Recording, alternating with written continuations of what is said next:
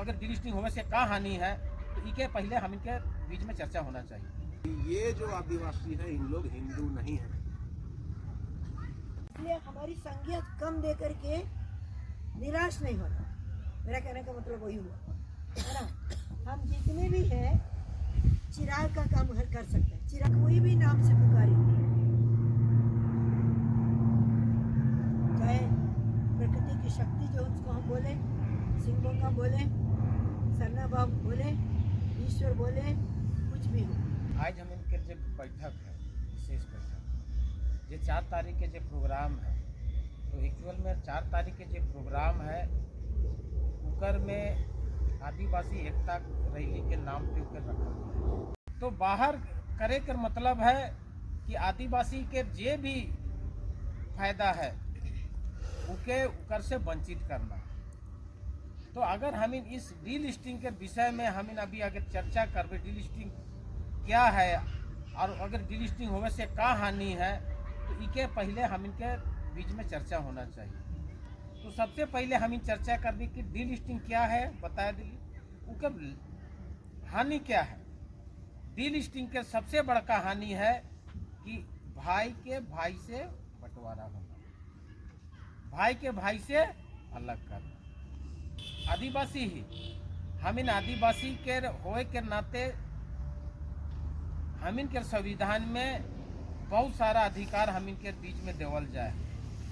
पहला अधिकार तो हम CNT एक्ट शेड्यूल एरिया में आविला, उनकर तहत में आदिवासी के जमीन आदिवासी के सिवाय दूसरा नहीं ले सकता।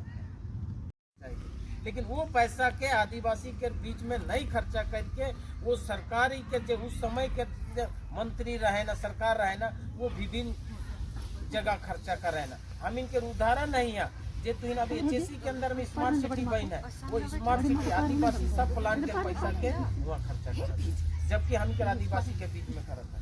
पिछले दिनों जब सुदेश महतो मन पावर में रहे, वो सब प्लान के पैसा के हुआ दिल्ली के अंदर में स्टेडियम बना था।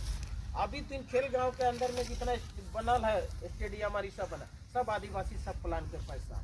तो जे सब प्लान के पैसा जो बंदर बाट हुआ था, तो जे जनजाति सुरक्षा मंत्री जे कहा थे उनका जिम्मेवारी न बनत रहे कि उके हुआ रोकना चाहिए, आदिवासी के बीच में खर्चा करना चाहिए। छत्तीसगढ़ के अंदर में 1,70,000 हेक्टेयर जमीन में अभी जंगल के साफ कराते, और अभी वहाँ के ये जमीन के देश के जो नरेंद्र मोदी के जो मित्र हैं अडानी और अंबानी, वो जमीन के ऊपर में के देवे कर बात करा। तो जमीन इसीलिए देवता है कि जमीन के नीचे में बहुत खनिज संपदा से भरल है, तो वो आदिवासी वहाँ से विस्थापित हुआ था। लेकिन भी बीजेपी और RSS और जनजाति सुरक्षा मंच कोई कर में आवाज नहीं उठा।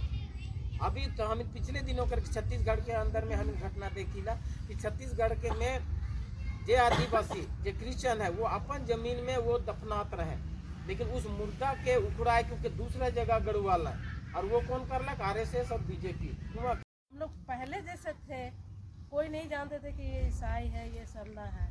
तो ये ईसाई सरना लेके हम लोग बहुत सुन चुके हैं, आप लोग तो सुन ही रहे हैं, और अभी तक हम लोग मतलब इसको हम लोग झेलते आ रहे हैं।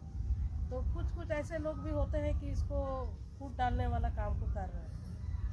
यही जो सफेद और लाल पहाड़ वाला पट्टी वाला जो झंडा है, कौन किनका देना? वही बाबा कार्तिक राव उसको प्रसारित किए, संगठित करने का। उन्होंने स्पष्ट कहा कि ये जो आदिवासी है इन लोग हिंदू नहीं है। करके हम ये बात को बताएंगे, क्योंकि हमारे दिमाग में अभी तक अब तो लगता है कि उसको झारखंड राज्य मिला ही नहीं। अभी तो बहुत सारे लोग सोचते हैं कि झारखंड राज्य है क्या क्या नहीं है, क्या क्या लागू हुआ है क्या नहीं लागू हुआ है, ये सामान्य ज्ञान भी नहीं है हमारे लोगों को। CNT एक्ट SPT के सामान्य ज्ञान भी नौजवानों को होना चाहिए, या पेशा कानून का होना चाहिए, या समता जजमेंट का होना चाहिए। एक जो हमारा दिए गए संविधान के भीतर सामान्य ज्ञान भी नहीं, इसलिए उस रैली में हम लोग पूरा गांव देहात में बैठक कर रहे हैं, और हम समझते हैं कि सब लोग आ रहे हैं, इसलिए आप लोग भी आइए। दूसरी बात कहने का मौका कम मिलता है हम लोगों को। माँ से माटी,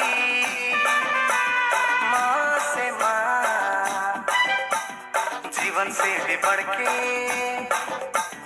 दुयो हमर जान।